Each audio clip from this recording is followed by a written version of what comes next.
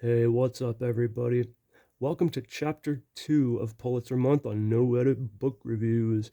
Today we're looking at True Journalistic Expose of Poverty and Exploitation, Evicted, Poverty and Profit in the American City, written in 2016 by Matthew Desmond, for which he won the Pulitzer Prize in 2017.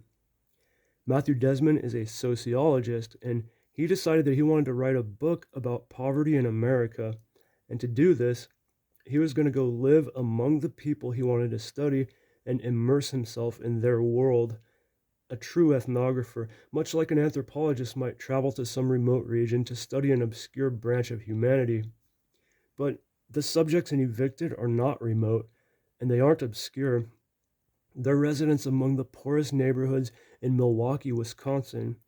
But these people could represent almost any of the 30 plus million citizens in the US living in poverty. The book also shows things from the point of view of the landlords, and it turns out they're people like you and me, and they aren't running charities. And after all, how many businesses can afford to forgive debts, especially when many renters are chronically behind on their rent? It's this delinquency that gives the landlords their extra power, which allows them to get away with practices that might make a person raise an eyebrow. We see how renters and landlords often make what they call handshake deals, which tend to put the renters at the mercy of the landlords. We've never seen a book like this on this channel before, and though I enjoyed it, this was not so easy to get through. This is a story about people who were born into a dismal and very real example of the American equivalent to the social caste system. It's heartbreaking to read about people who were born with the odds heavily stacked against them. Desmond spent over a year in Milwaukee, and being one of America's more racially segregated cities, Desmond decided to divide his time among a poor South Side mobile home park occupied by the whites and a poor northern neighborhood occupied by the blacks.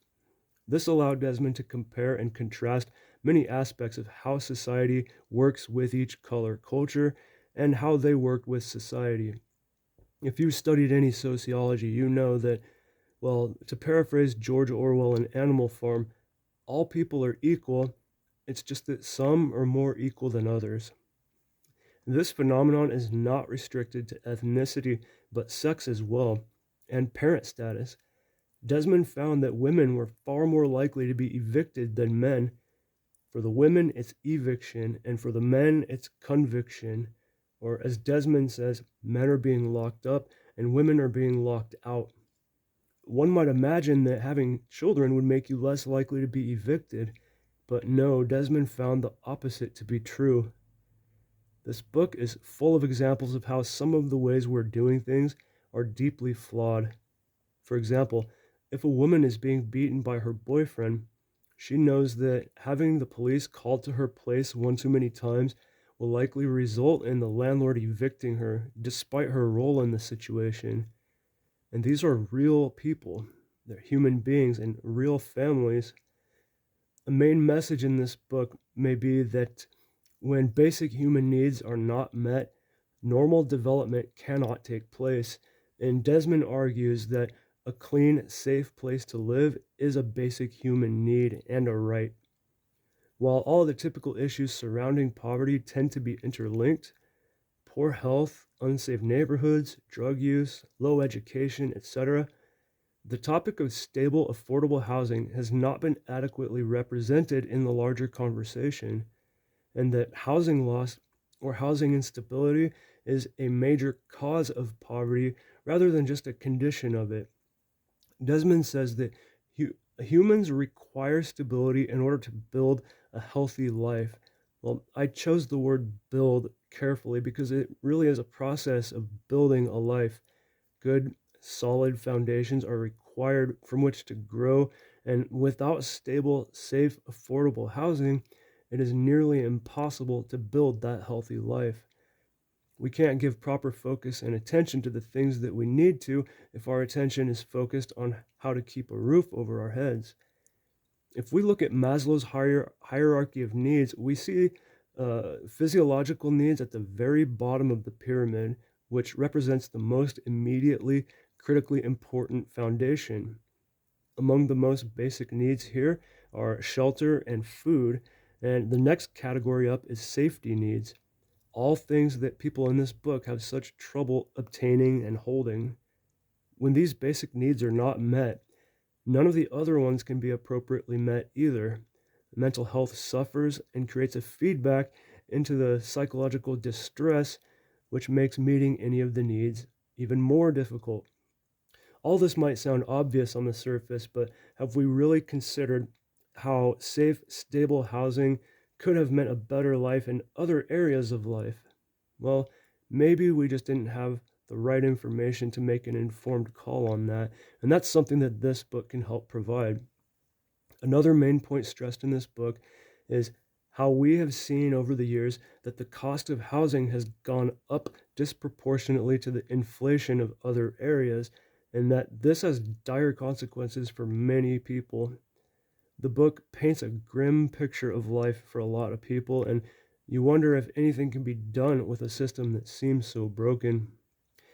But the ending portion of the book features some ideas that Desmond proffers for helping to curb some of the major factors which make this housing problem so prevalent. First, he says that renters should be entitled to access to legal representation in eviction cases. Many renters have no chance of defending themselves against the landlord's lawyers, and we're entitled to legal representation in other areas, so why not here? Even if the public paid for this, it would cost much less than what is currently being paid into homelessness assistance. Next, Desmond says that housing vouchers for low-income renters should be made more widely available. If it's true that unstable housing is a major root cause of so much crime and suffering, then universal housing vouchers for low-income renters could prevent much of the problems that stem from lack of stable housing. So, to close, I thought the book was definitely worth reading. It's not the usual kind of thing that I like to read. This book was just like the sociology and human services classes I've taken. The professors would have us watch these frontline documentaries on things like poverty and inequality in America, and this book felt exactly like one of those frontline documentaries.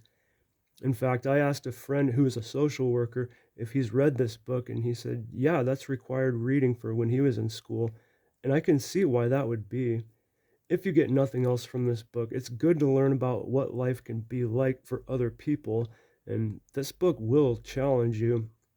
It's not fun to think about how Milwaukee is just one city among many, where things like the events in this book are taking place at this very moment. But at least the book does end with some hope. Okay, that's it for this one, guys. Thank you for watching. I hope you enjoyed the video, and I hope it didn't bring you down. Sociology is a difficult subject to study. Sometimes we just like to close our eyes and pretend that things aren't as bad as they are. And after all, ignorance is bliss. But knowledge is power, and this book did win the Pulitzer Prize after all. Desmond does have another book called Poverty by America that looks interesting. Someday when I'm feeling up to it, I'd like to check that out. If you'd like to get a look into the startling yet very real world of unstable housing and poverty in America, you might want to check out Evicted by Matthew Desmond.